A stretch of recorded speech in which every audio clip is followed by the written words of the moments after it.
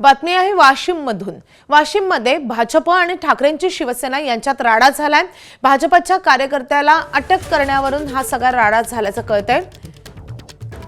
तर वाशिम मध्ये भाजप आणि ठाकरेंची शिवसेना यांच्यातला राडा समोर आलेला आहे। भाजपच्या कार्यकर्त्याला अटक करण्यावरून हा राडा झाल्याचं सांगितलं जातंय। त्यामुळे दोन्ही बाजूचे कार्यकर्ते जमलेले होते।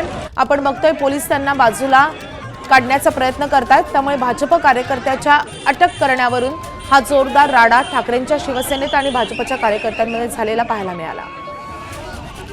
आपले प्रतिनिधी मनोज जयस्वाल फोनवरून आपल्या सोबत आहेत। मनोज, नेमकं काय घडलेलं आहे? माधवी, काल रात्री भाजपचे उमेदवार सतीश वानखेडे आणि प्रवीण इडोळे यांच्यामध्ये रात्रीला वाद झाला होता। चाकू हल्ल्याचा प्रयत्न करण्यात आला होता असा आरोप करण्यात आला। त्यानंतर गुन्हा दाखल झाला पोलिसांमध्ये। मात्र आज सतीश वानखेडे यांना पोलिसांनी ताब्यात घेतल्यानंतर भाजपचे आमदार श्याम खोडे हे आक्रमक झाले आणि त्यांना गाडीतून ओढल्याचं समजतंय।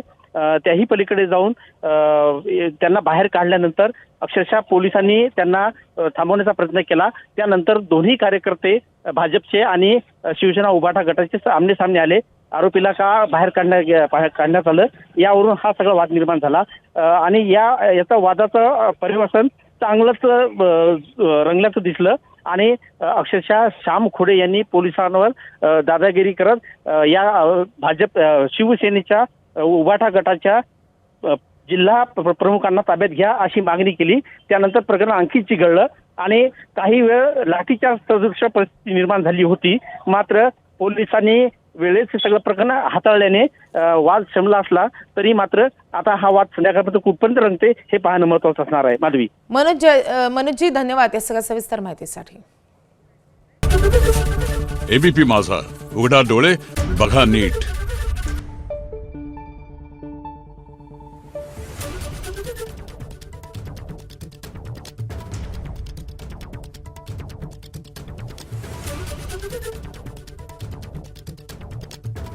Thank you.